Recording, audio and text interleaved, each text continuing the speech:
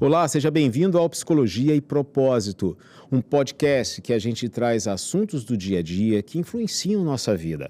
Somos repletos de emoções e emoções que influenciam nossos comportamentos, nossas sensações físicas. Quem nunca se deparou com um dia estressante? E como lidar com isso? Agora eu tenho uma problemática. Não que essa variável é um problema, mas as mulheres sentem tudo de forma diferente dos homens. Isso é natural. Então hoje a gente vai direcionar esse papo para a saúde da mulher e como é que o estresse, ansiedade e depressão afetam essa mulher, que é mãe, que é profissional, que cuida da casa, que tem responsabilidades e tem sonhos. Para conversar comigo, eu tenho aqui uma doutora. Ela é clínica médica, cardiologista, intensivista, doutora Gisele Bachur. Falei certo? Falou perfeito, Que bom. Pessoal, prazer. Vai ser uma honra conversar com vocês hoje sobre esse assunto tão importante. As peculiaridades da mulher. Realmente é importante você diagnosticar diferente e tratar diferente quem é diferente. Então, esse é um assunto que eu tenho, em especial, muito apreço. E fiz algumas especializações para saber essas peculiaridades e poder individualizar esses tratamentos. Perfeito. Doutora Gisele, a gente tem muita coisa para falar, até porque a gente vive hoje uma outra realidade da década de 90, onde as mulheres não tinham tanto acesso à tecnologia, Sim. não tinham os diagnósticos pelo Google. Sim. E conseguiam, de certa forma, se desdobrar em tantas atividades. Porque a gente, na década de 90, já tinha mulher inserida no mercado de trabalho, mesmo que timidamente, mas já estavam lá. Sim. Já tinham mulheres assumindo a casa, porque o pai das crianças já tinha ido embora. Sim.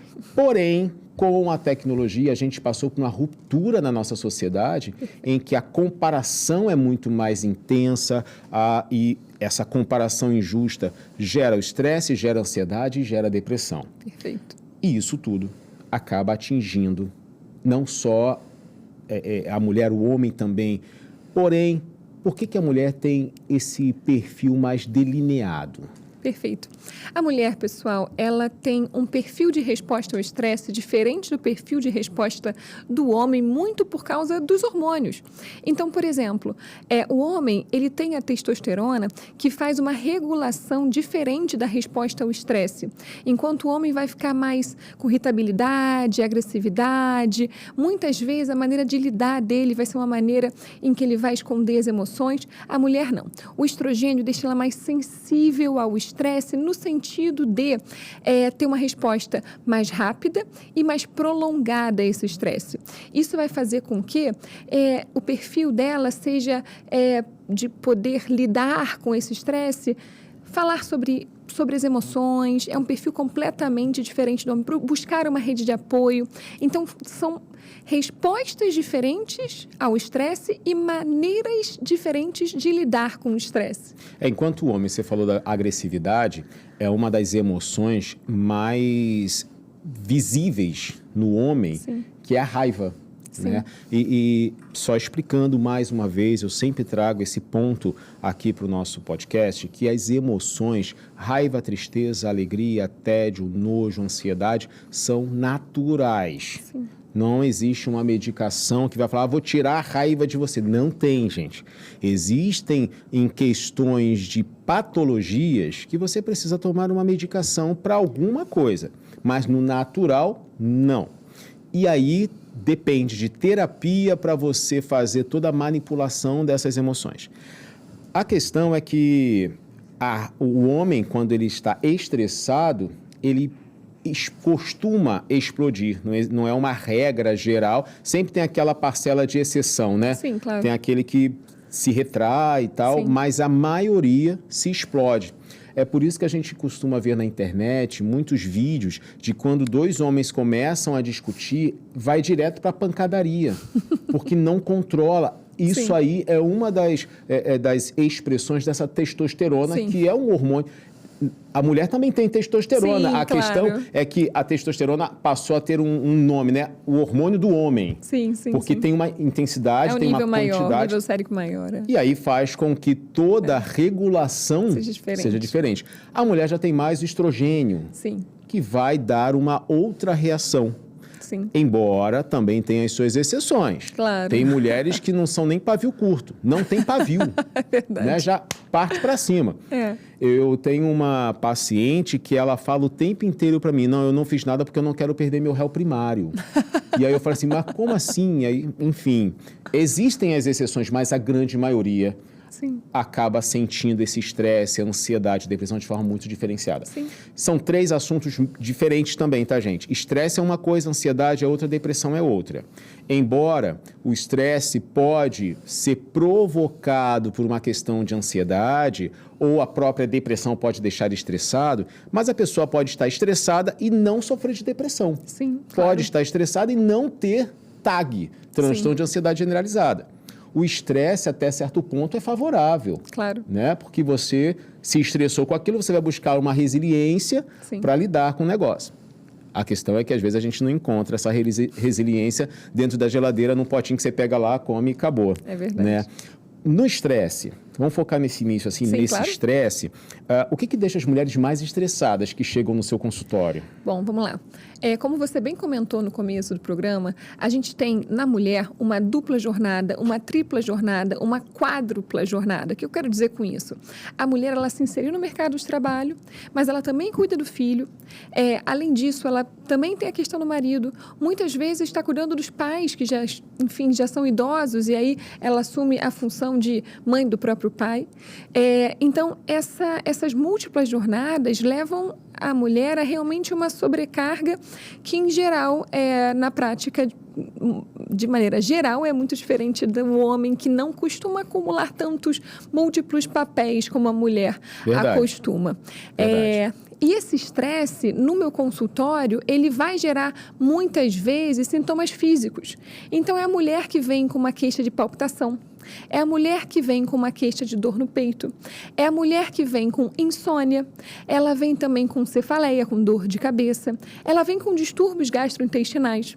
E tudo isso gerado pelo próprio estresse. Então, o estresse na mulher se manifesta muito de maneira em sintomas físicos. O corpo e a mente estão super ligados. Pois é, no homem, ele até aparece, né? Uma certa vez eu conversando com um militar reformado, ele pontuou o seguinte, da corporação, na época eu nem estava envolvido com psicologia, nada disso. E ele falou assim, olha, do grupo que eu sempre trabalhei, que eu conheço, os parceiros e companheiros policiais, eles têm 3 problemas, cardiológicos, mentais ou gastrointestinais. São as 3 áreas que se manifestam pela dosagem de estresse. Sim. Interessante que da mulher vem para cefaleia, vem para palpitação, dor no peito. Envolve também questões do coração, as questões gastrointestinais, tem aquelas que acabam na pele, né, dermatológicas, que fica com aquelas manchas e tem umas coceiras que não sabe de onde vem. Sim. Agora, tem um detalhe. A gente sabe o quanto o emocional influencia no corpo. Sim. Né? Na psicologia, a gente fala muito sobre a psicossomatização, que é quando você transfere para o corpo aquilo que você sente. Perfeito. E quando você não trata do emocional, o físico grita. E aí, a gente vem com duas mãos ali que precisam caminhar juntas, que é a orientação, seja medicamentosa, ou seja, de tratamento para o corpo, quanto para a alma, né? Para a mente. Nessa mistura, pode acontecer aqueles diagnósticos assim, isso é ansiedade. Manda a mulher embora, chega em casa e pode ter um infarto. Sim, perfeito. Né? Como é que lida com isso, até para que as mulheres saibam se auto-perceber para... eu vi o médico. Nem todos, gente, são profissionais como a doutora Gisele. A gente sabe disso. logicamente, porque a gente não vai citar nomes aqui, nem falar de ninguém, até porque não é ético. Sim. Mas a gente sabe que existem bons profissionais e profissionais ruins. Sim. E é mais fácil falar assim, isso é ansiedade. Pode ser. Mas a ansiedade, como a gente teve aqui um cardiologista falando que essa ansiedade em exagero, intensa, pode provocar, sim, um problema cardíaco. Perfeito. Como você falou, né? Essa questão é muito interessante que você levantou por causa do seguinte, na nossa formação de medicina, nossa formação de clínica geral, de cardiologia, você aprende, baseado em estudos, que são 99% as amostras compostas por homens. Porque, principalmente antes, a mulher estava em casa, cuidando dos filhos, não era cobaia não tinha dos problema, estudos. Não, elas não eram cobaia dos estudos. A gente realmente pega tudo que a gente tem de evidência e é baseado no homem. Só que a mulher, ela menstrua, ela engravida, ela tem a menopausa, ela tem útero, ela tem um corpo completamente diferente do homem. Como é que você vai diagnosticar igual e tratar igual? O que é diferente? Então, a mulher tem sintomas de infarto diferentes dos sintomas do homem. O infarto da mulher, ela pode sentir uma fadiga intensa que não passa com repouso. Ela pode sentir uma dor nas costas, uma dor na mandíbula. Ela pode sentir falta de ar. Ela pode sentir sintomas no braço direito, por exemplo. E que geralmente no homem é no braço esquerdo. E aí, exatamente, você tem uns sintomas que os colegas que não se atentam às peculiaridades, porque a formação tradicional não traz o foco nisso, infelizmente, porque a maior parte da população hoje em dia, no último censo, 6 milhões a mais de mulheres que de homens no Brasil. Pois é. E a gente não sabe tratar a maioria da população. Toma como base os estudos feitos com homens. Exato. Então, sobre o que você mencionou de ansiedade, é um clássico. Porque muitas vezes a mulher vai chegar com esse sintoma de fadiga, mal-estar inespecífico, enfim. Não, você está ansiosa, você tem uma dupla jornada, uma tripla jornada, uma quádrupla jornada. Você está ansiosa, está estressada. Toma um Rivotril. Toma um Rivotril, é o clássico da emergência. E aí, muitas vezes, eu tenho pacientes que vêm no meu consultório e já com quadros de um infarto não tratado, que evoluiu, por exemplo, uma insuficiência cardíaca, porque foi visto como ansiedade. Só para ficar bem claro, infarto é quando uma parte do coração morre. Perfeito, perfeito. Infarto é quando uma parte do coração morre, aquele músculo ali morreu, porque não recebeu o sangue com nutriente e oxigênio, então ele morreu. E aí, de um infarto não tratado, pode evoluir para uma insuficiência cardíaca, que nada mais é que o coração fraco, porque eu preciso do músculo para bater e ejetar. E ele parou? Parou. Entendi. Aquele e aí, pedaço. E interessante, né? Porque o coração de todo mundo bate igual. Sim. Mas ele bate para corpos diferenciados. Sim. E aí, você trouxe uma realidade que é específica do público feminino. Sim. Gravidez, menstruação, menopausa. A gente já abrindo aqui um parênteses, o homem, ele tem suas variações hormonais também, Sim. Ele tem seus Andropausa. estresses, andropausa, né? Porém, a mulher, ela passa por uma mudança hormonal mensal.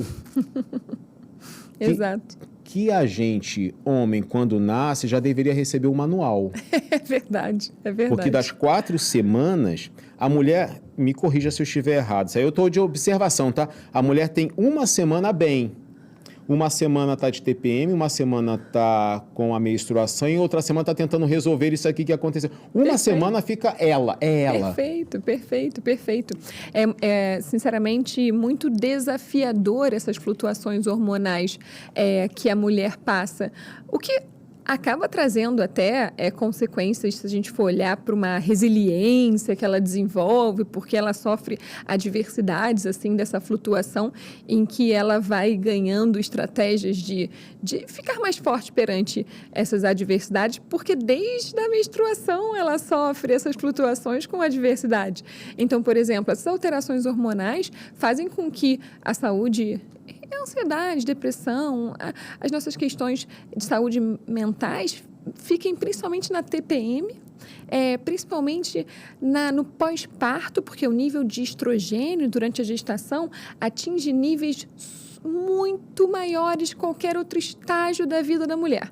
E no puerpério, a gente tem uma queda desse nível para valores muito Abrupta, baixos. assim? De Cai de maneira uma abrupta. vez? Então, é comum a gente ter o blues, uma sensação de tristeza, algumas mulheres depressão pós-parto.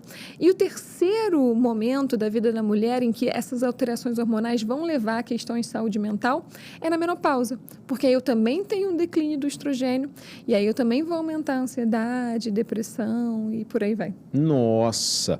Quando a gente pensa que é difícil, a gente descobre que é mais difícil ainda.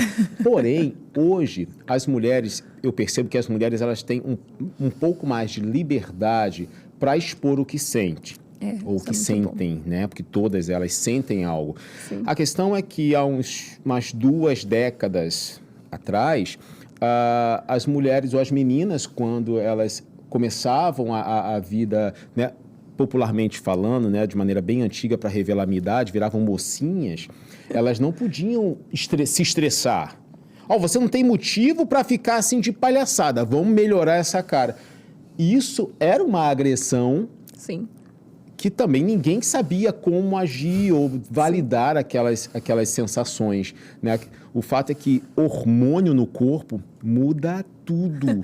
O que você comentou é muito interessante, porque toda a estrutura é tratada, do mundo, que eu quero dizer, é tratada para o homem na sua base. Porque, por exemplo, historicamente, o homem sempre trabalhou e a mulher, depois que se inseriu no mercado de trabalho. Então, por exemplo, tem uma paciente minha que ela trabalha em obra. Então, a bota que ela usa... Em obra, a bota que ela usa é do tamanho do homem. O colete, enfim, é do tamanho do homem. A temperatura da sala, em mulheres que ficam no escritório, é regulado para a temperatura do homem. E a mesma coisa é tratar mulheres como homens em miniatura. A coitada que virou mocinha, queriam tratar ela como se ela tivesse uma testosterona em que tivesse aquele nível hormonal mais estável, com regulações emocionais mais estáveis, sempre em platô, vamos dizer assim, na maioria das vezes. E, coitada, ela não é um homem miniatura. Uhum. Então, tem que ter um princípio de tratar diferente quem é diferente. É verdade, é verdade. Eu tenho 2 filhos, um menino e uma menina. Eu trato os dois de forma muito diferente. Não que eu tenha preferência. Sim. Mas, tá pesado, é você que leva. Deixa ela sem levar, né? Sim, sim. Você abre a porta do carro para ela, né? Ela que abre a porta. Sim. Coisa assim, muito simples. Mas as mulheres... Você falou uma coisa que me chamou muita atenção. As mulheres, elas aprenderam a ser resilientes desde novas, né? Sempre colocando o outro em primeiro lugar. Sim. Sempre colocando a tarefa na frente dela. Sim. Hoje a gente tem um movimento de mulheres que estão balanceando isso, mas ainda é um número muito pequeno. Sim. Né? Recentemente eu postei um vídeo no Instagram que falava daquela mulher que estava emocionalmente esgotada, porque tinha que dar conta de tudo, só esqueceu dela mesma. E aí, por conta dessa capacidade, porque eu acho que a mulher tem uma capacidade gigante para ressignificar as coisas, para ser resiliente, elas costumam ignorar alguns sintomas. Muitos. Quais que você percebe que elas... Quando chega lá e fala, estou sentindo isso. Aí você pergunta, mas isso aqui você está sentindo? Tô também, nem tinha percebido.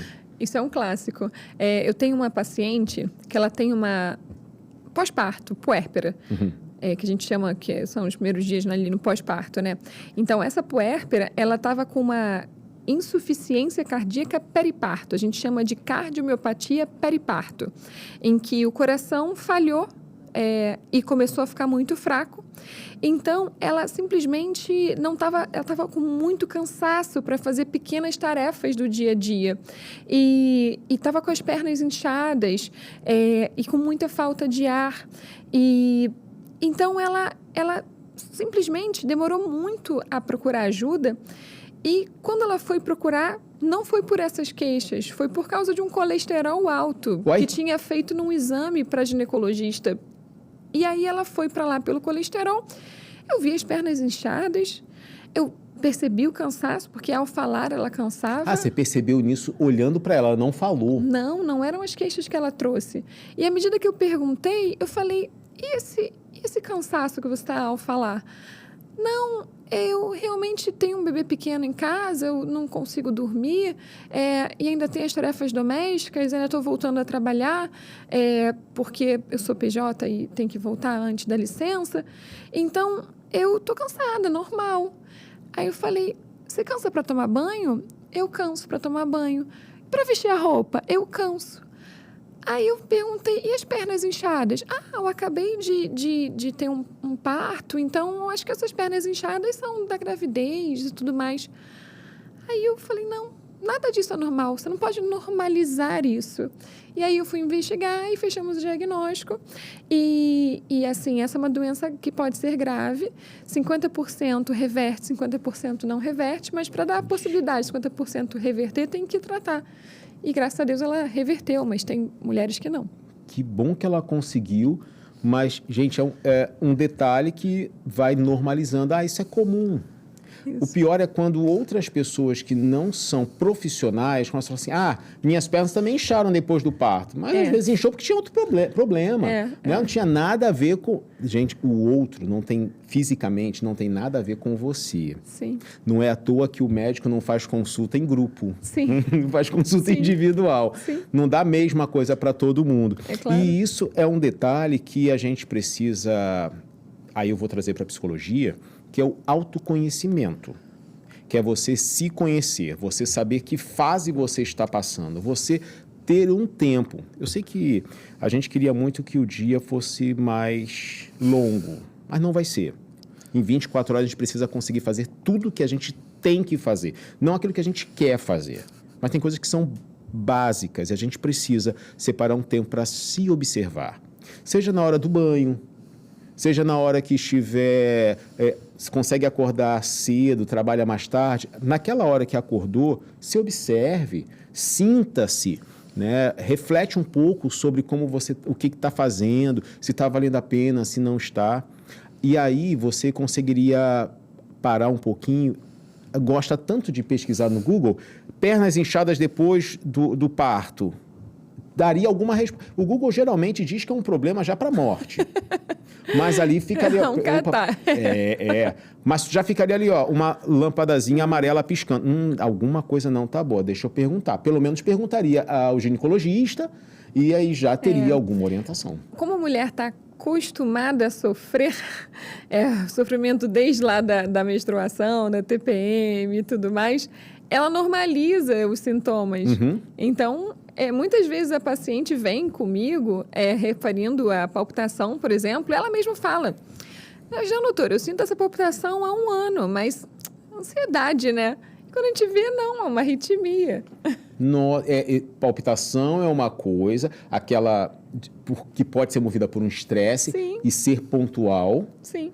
E quando é que eu não devo me preocupar com essa palpitação? Quando ela vem e passa assim e não volta mais? Essa pergunta dele é muito boa, porque sentir palpitação, dor no peito, falta de ar, desmaios, é claro que pode ser ansiedade, é claro que pode ser estresse, mas você tem que primeiro excluir uma causa orgânica. Você tem que primeiro fazer uma investigação. Isso é muito importante conscientizar na população, porque o que acontece é o contrário.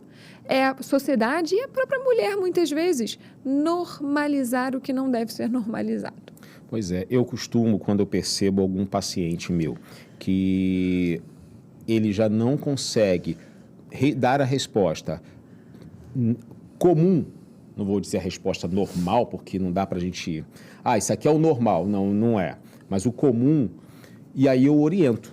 Você vai ao médico e peça uma lista de exames para você, nem que seja o exame de sangue, só para a gente poder avaliar se era um paciente homem e ele estava tendo dificuldades, e eu falei assim, vamos lá avaliar essa testosterona, T3, T4, vamos só ver. Mas você vai dar um remédio para ele? Não, o psicólogo não pode dar remédio. Mas ali eu consigo observar e descartar se foi se o biológico ou não, porque senão a gente acaba tratando de uma coisa emocional que não é emocional.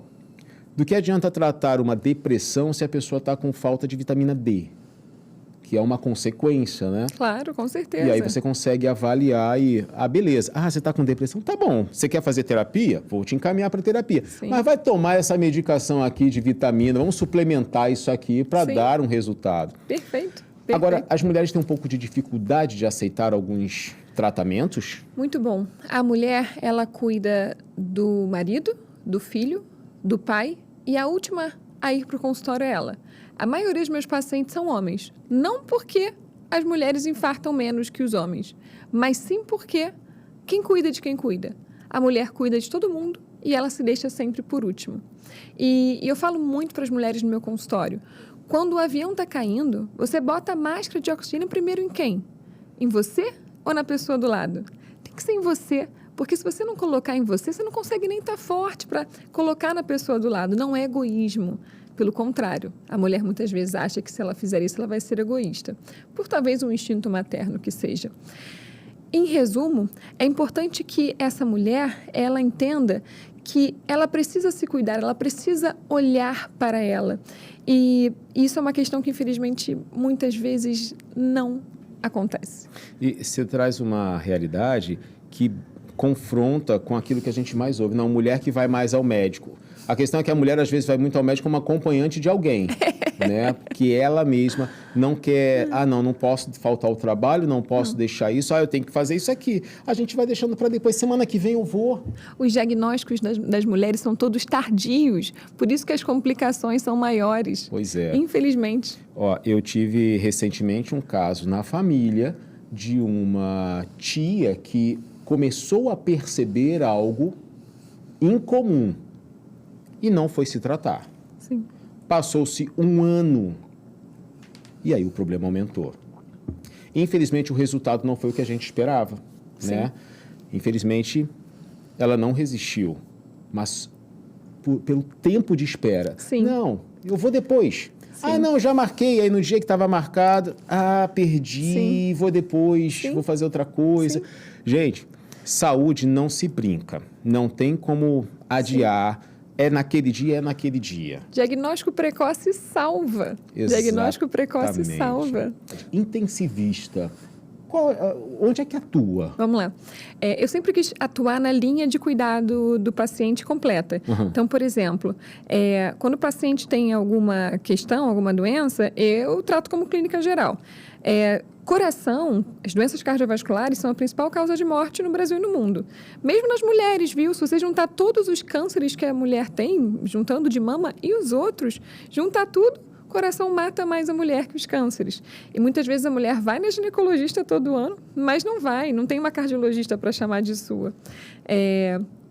Enfim, depois eu fiz terapia intensiva porque em algum momento todo mundo vai morrer um dia.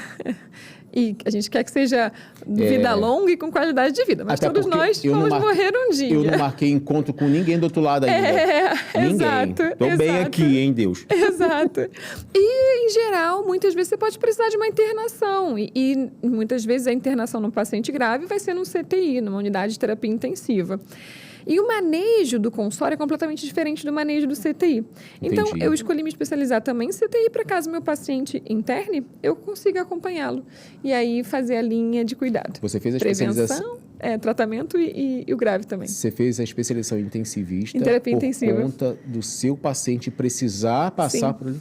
Sim. Você sabe que isso é um diferencial grande, né? Isso é legal. Eu sempre quis fazer isso.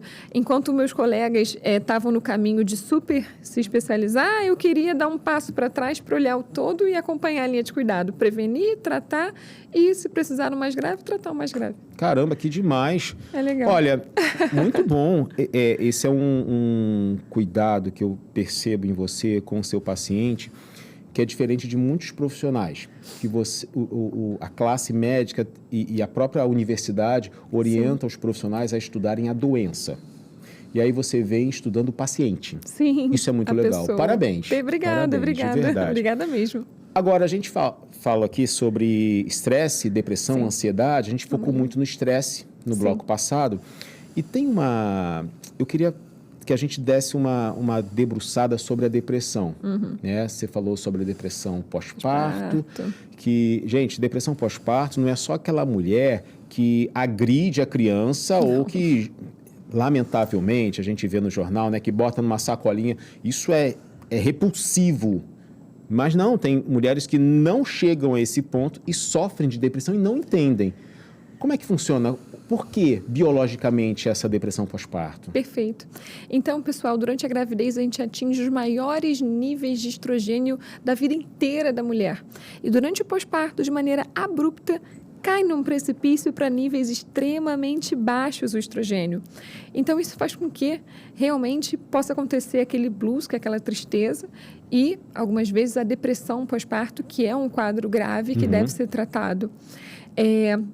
Lembrando também que a depressão pós-parto ou não pós-parto, ela faz com que aumente o risco de infarto, hipertensão, AVC. Então, isso é algo importante a gente lembrar também. Biologicamente, a depressão pode gerar a depressão essas aumenta o risco consequências. cardiovascular. É mesmo? Tanto o paciente com doenças cardiovasculares aumenta o risco de depressão, quanto a depressão aumenta o risco cardiovascular. Biologicamente. Biologicamente. Nossa, gente, isso aí é uma ligação assim intensa. Por isso que a gente fala da prática de exercícios por conta do coração, afeta outras áreas, como a questão da saúde mental. Afeta. Né? Você acaba tendo que buscar esse equilíbrio. Agora, a mulher com blues ou a depressão pós-parto, ela passa por essa queda do estrogênio. Existe o aumento da testosterona nessa fase ou não? Ficam os dois na baixa? Nada. Quem dera, porque aí ia ter algo para contrabalancear para a gente. Não tem. Por isso que é um período, falam de resguardo, é resguardo mesmo, não é resguardo só físico. Sim. Tem um resguardo emocional, afetivo. A rede de apoio tem que dar atenção para essa mulher, que muitas vezes focam na criança e esquecem da mãe que tem por trás.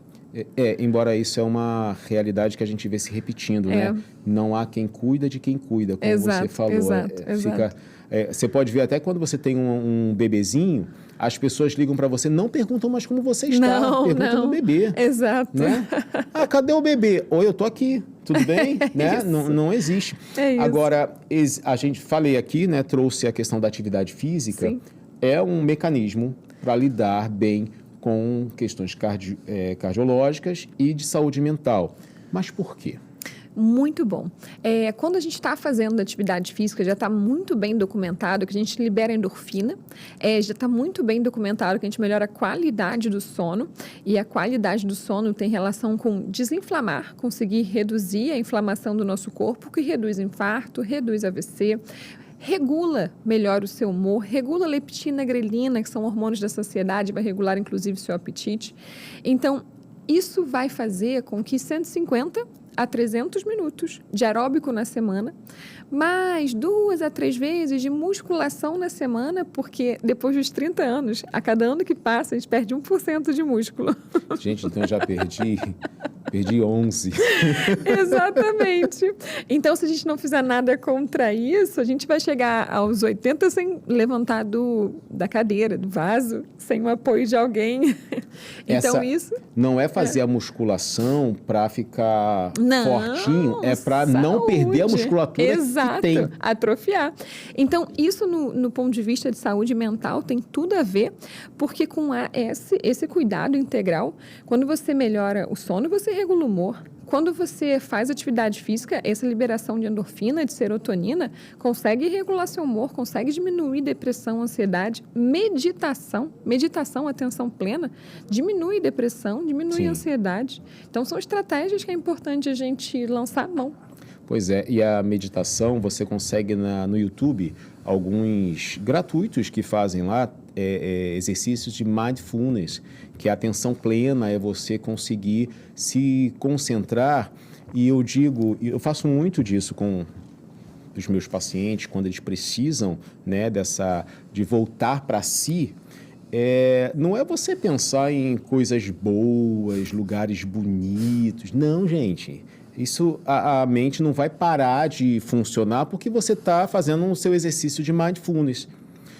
É você ter atenção em alguma coisa que você consegue controlar. E a gente começa sempre prestando atenção na sua respiração. É você inflando o seu peito de ar, você sentindo o ar entrando pelas suas narinas, você soltando o ar devagar. Parece, isso daí é bobeira. Eu faço isso o tempo inteiro, senão eu estaria morto. Eu respiro o dia inteiro. Mas a gente não presta atenção. É aquele sistema, o nosso sistema nervoso, que ele age de forma autônoma. Você não precisa pensar no pulmão para ele se inflar de ar e respirar. Mas quando você dá atenção para essa respiração, os seus níveis de neurotransmissores e até de hormônios, eles podem começar a se regular. Não vai tratar tudo, mas vai ser uma ajuda, principalmente num momento desses de estresse ou ansiedade, que é o sofrimento pelo futuro. Com certeza, regulação emocional. A gente tem que ter estratégias para regular as emoções. E essa questão do psicólogo trabalhar em conjunto com o cardiologista num tratamento multidisciplinar, melhor ainda, transdisciplinar, em que a gente consegue ter essa troca, é essencial para um prognóstico melhor ainda do paciente, um cuidado integrado do paciente. Então, por exemplo, quando eu encaminho meus pacientes para um psicólogo, ele me dá o retorno do tratamento e eu dou o retorno do meu tratamento e esses pacientes respondem muito melhor do que, infelizmente, um paciente que trata em separado. E assim, a gente às vezes liga, estou com problema de coração, vou no cardiologista, ele vai passar o remédio, vai me orientar e beleza, acabou. Aí agora eu vou para o psicólogo, vou tratar o meu trauma de infância, ok. Eu vou para o endócrino, porque agora fiquei diabético, preciso cuidar do pâncreas. Gente, são médicos diferentes, são profissionais diferentes. Psicólogo não é nem médico, é só um profissional ali, mas os médicos são diferentes, especialidades diferentes. Porém, está tudo no mesmo corpo. Tudo no mesmo corpo. E está tudo integrado. Própria alimentação. Se a gente juntar um nutricionista nessa equipe também, profissionais de saúde de maneira geral. Intestino é segundo o cérebro. Então, quando a gente regula a microbiota intestinal, a gente, por exemplo, desembrulha menos e descasca mais, ou seja, a gente come menos alimentos processados e come mais alimentos in natura, cozinha mais, a gente melhora essa microbiota e melhora o cérebro, melhora a ansiedade, melhora a depressão. Até porque o nosso intestino ele é o maior produtor de serotonina do que o próprio cérebro. Isso. Né? Então, você tem um conjunto trabalhando a seu favor. Agora, a mulher, ela tem, como você falou, quádrupla jornada. E conseguir inserir isso na rotina do dia fica um pouco apertado. Teve uma época aqui no Rio que surgiu a Academia Curvis, que era uma academia de 30 minutos. Isso, maravilhoso. As mulheres, só aceitavam mulheres. Legal. E na época eu fazia graduação em jornalismo e eu achava muito interessante as campanhas publicitárias, que falavam assim, as mulheres que têm muita coisa para fazer, na hora do intervalo conseguia separar 30 minutos para ir malhar, no meio do dia. Mas depois eu não vi mais essa academia.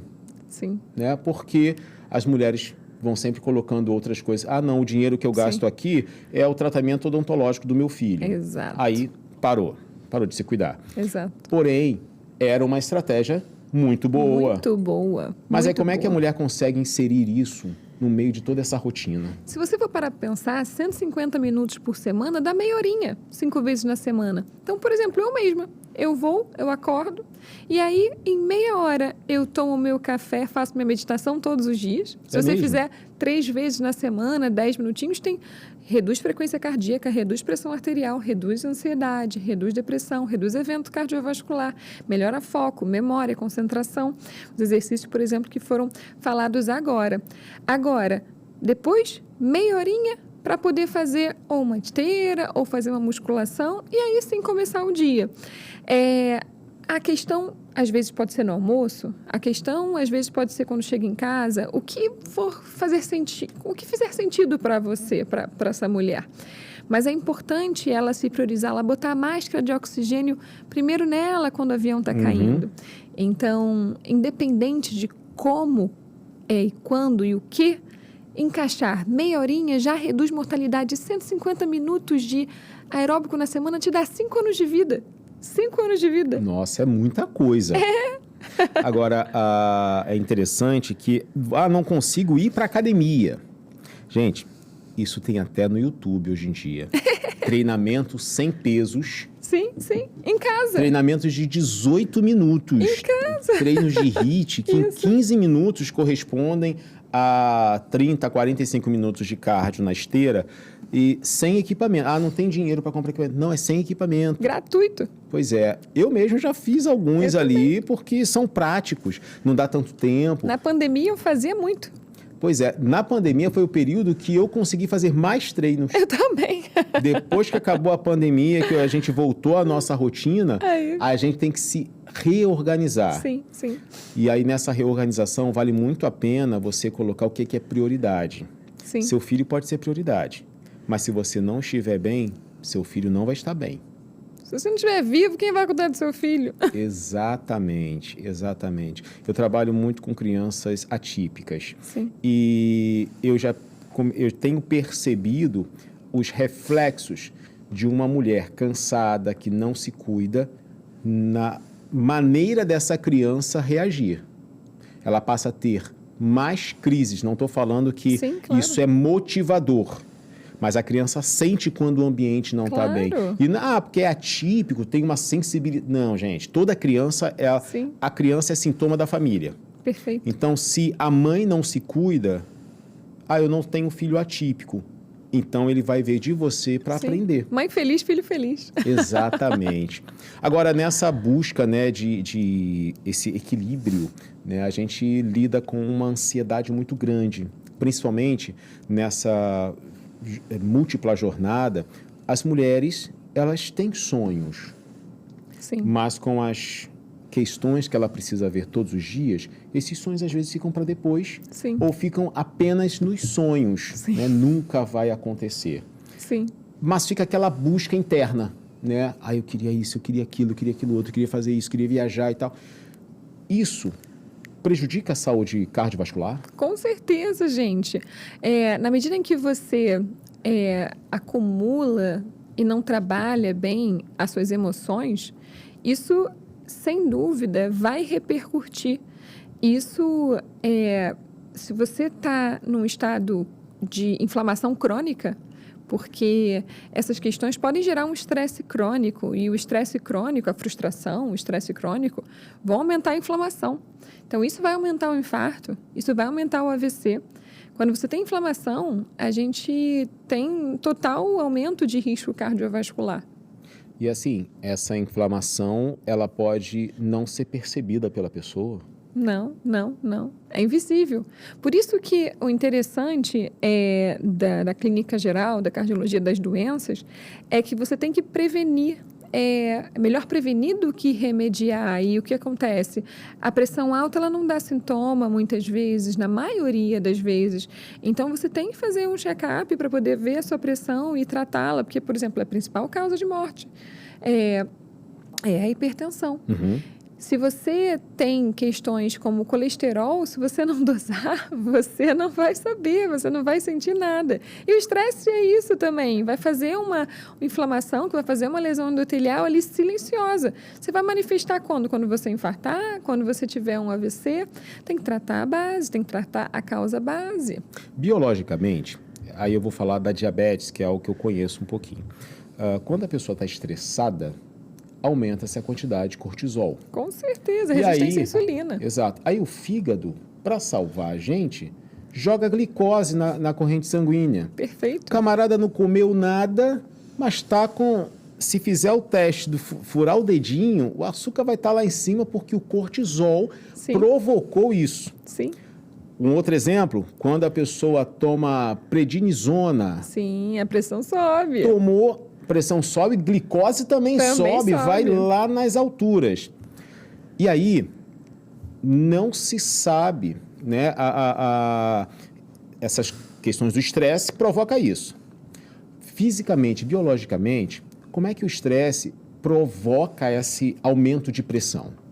Bom, justamente o estresse pela liberação do cortisol e da adrenalina, vai fazer com que os vasos, tanto o estresse levando à inflamação, a inflamação levando à lesão endotelial, endotélio reveste os vasos, machuca o vaso, vai fazer essa pressão aumentar porque o vaso está machucado. Tanto quanto a adrenalina, o cortisol, que são liberados no corpo, vão fazer esses vasos aumentarem a pressão.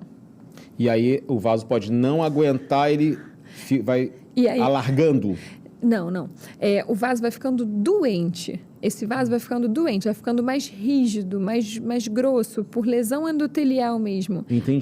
Mais duro. Entendi. Vai ficando mais duro. É como se ficasse aquela cicatriz mais resistente, aí o vaso fica assim. Como se ficasse exatamente um vaso resistente, duro, por cicatriz de lesões, e aí a pressão fica mais alta. Gente, mas aí agora uma pergunta de totalmente leigo da cardiologia. Sim. Né? Um vaso, independente do tamanho, né, que for essa lesão, sim, pode provocar a pressão arterial mais alta mesmo? Sim, a hipertensão e o vaso são tão de mãos dadas. A pressão alta é a pressão alta por causa da lesão do vaso. Bendito pedacinho do vaso. Bendito vaso, bendito endotélio, isso. Meu Deus, olha, gente, aí a gente percebe que, assim, o ser humano, ele é muito completo. Então, não adianta tratar de uma coisa e não tratar de outra. Não adianta. Não adianta tratar do coração e não ter uma alimentação balanceada. Não adianta. Mas eu fui na cardiologista, na doutora Gisele, ela não falou nada, não me deu receitinha da gaveta para eu fazer a nutrição.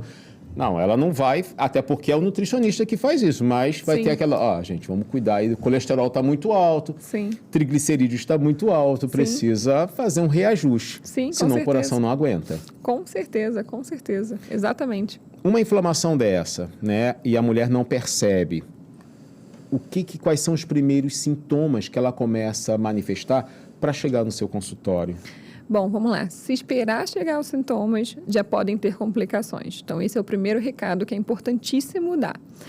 Se você esperar uma dor no peito, se você esperar uma falta de ar, se você esperar uma palpitação, se você esperar um infarto, um AVC, podem já estar acontecendo. Então, o primeiro lugar é que, como esses sintomas são essas doenças são silenciosas, a maioria das vezes eu posso não ter sintomas. Se eu estou tendo sintoma, é porque avançou a situação. Então, o primeiro recado é você ir antes de sintomas. Fazer um check-up, fazer um exame físico, fazer exames complementares específicos para aquela paciente. Não tem fórmula de bolo, a gente tem que individualizar. Cada um é cada um. E então, esse é o principal. Agora, sentiu palpitação, sentiu falta de ar, sentiu dor no peito, sentiu uma fadiga que não melhora com descanso. Você sentiu sensações como dor nas costas, como mal-estar inespecífico. Tem que buscar. Desmaios. Tem que buscar uma investigação adequada com uma consulta médica. E aí a mulher, ela pode se deixar de lado, por isso é importante a rede de apoio. Muito importante. Para apontar, você já foi ao médico para ver isso? Essas coisinhas assim contribuem? Muito. Rede de apoio é fundamental para a mulher, porque se a mulher tem uma rede de apoio que olha para ela, ela realmente tem um momento de ser cuidada, porque toda hora ela cuida, que é o que a gente vinha falando. Então, a gente deu um exemplo muito bom. Quando o bebê nasce, todo mundo olha para o bebê, todo mundo quer saber do bebê. O bebê é lindo, a mãe está toda acabada, mas o bebê está lindo. Acabada. Exatamente. Aí quando chega, por exemplo, a mãe da mãe, que é uma super rede de apoio, muitas vezes ela é uma das únicas que olha para a mãe, enquanto está todo mundo, ai, que bebê, como você está, filha? E esse apoio faz toda a diferença para a gente conseguir se olhar e se cuidar, a mulher, principalmente. Nessa fase, estresse, ansiedade e depressão, tem algo na alimentação que devia ser assim, olha, para o seu coração, para a sua saúde, o que você realmente, o que seria proibido para você? Sim. Bom, é o que a gente comentou muito dos alimentos processados, que alteram o eixo intestino-cérebro e vão fazer com que aumente a ansiedade, depressão, estresse, a microbiota intestinal. Se você desembrulha algo, esse algo não é in natura, esse algo não é um alimento que vai fazer bem para a sua microbiota. Então, é muito importante a gente evitar ao máximo o alimento ultraprocessado. Eu acho que se fosse escolher seria esse. É claro que comer mais frutas, comer mais legumes, verduras, isso aí é diminuir a ingesta de sal, é diminuir a ingesta de carboidrato. Enfim, é maravilhoso a gente ter um acompanhamento nutricional, se possível, mas se for para escolher evitar o processado. Mas engraçado, né? O conhecimento de comer legumes, frutas e verduras, menos sal e menos açúcar, já é um consciente coletivo. Né? Todo mundo fala isso. Mas são poucos que realmente levam a sério. Sim. A gente trouxe aqui muitos pontos importantíssimos para a saúde da mulher, né? Você vai falar assim, poxa, mas o Anderson, um homem falando da saúde da mulher, então, eu não sei de nada da saúde da mulher, então, por isso que eu pude perguntar aqui, trazer várias questões para poder entender. Tem mulheres que eu vejo falando que quando vão fazer preventivo, preferem o homem, não a mulher fazendo preventivo. Sim. Então, assim, estou aqui porque aí é o curioso que vou perguntando. A gente falou sobre a prevenção, né? O que seria preventivo para a saúde do coração para a mulher? Muito importante. Pessoal, a gente tem os pilares da medicina do estilo de vida. A medicina do estilo de vida vai passar pela questão do exercício, que a gente combinou, 150 a 300 minutos de aeróbico na semana, mais 2 a 3 vezes de musculação por semana. É claro, gente, que tem gente que não vai conseguir essa quantidade e está tudo bem. A ideia é que 10 minutos já reduz mortalidade no dia e já é melhor que 0.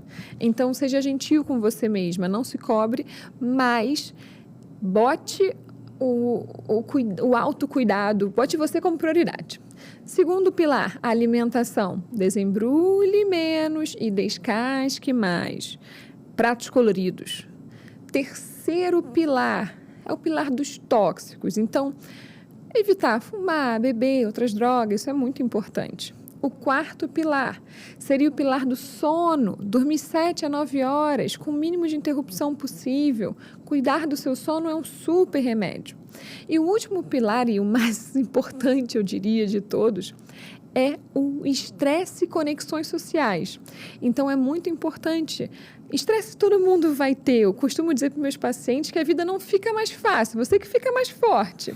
Então, o apoio psicológico, o apoio da meditação, de um profissional, de yoga, enfim, tem várias técnicas para isso. É muito importante, e a conexão social, que entra a rede de apoio, porque o ser humano não nasceu para ser solitário, e é importante lançar mão dessas conexões.